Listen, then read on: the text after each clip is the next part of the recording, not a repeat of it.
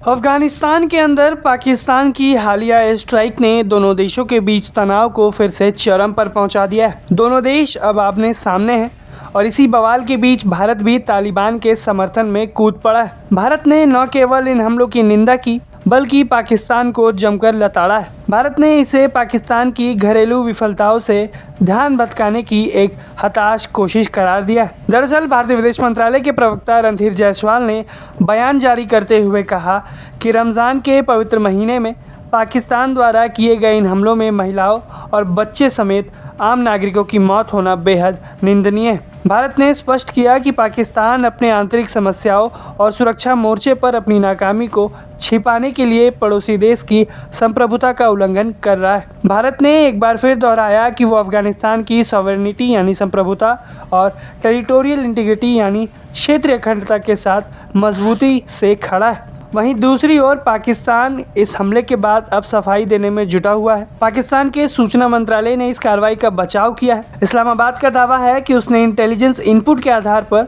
अफगानिस्तान के भीतर तहरीके तालिबान यानी टीटीपी और इस्लामिक स्टेट आईएसकेपी के 7 ठिकानों पर सटीक हमले किए हैं। पाकिस्तान का कहना है कि बन्नू और बाज़ोर में हुए आतंकी हमलों के तार अफगान हैंडलर से जुड़े थे, जिसके जवाब में ये कार्रवाई जरूरी थी। पाकिस्तान ने अफगान तालिबान पर आरोप लगाया कि बार बार चेतावनी के बावजूद काबुल अपनी ज़मीन का इस्तेमाल पाकिस्तान विरोधी आतंकियों को करने से रोकने में नाकाम रहा है। लेकिन काबुल ने इन सभी आरोपों को सिरे से खारिज कर दिया।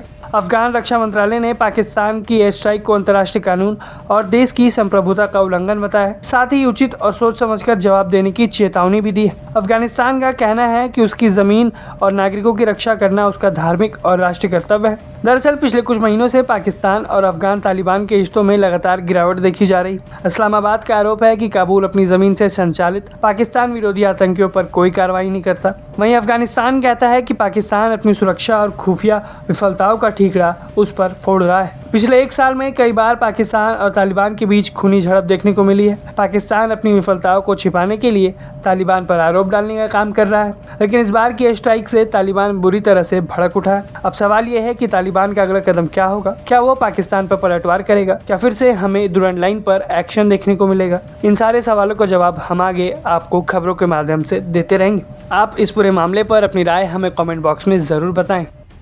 ब्यूरो रिपोर्ट, भारत तक।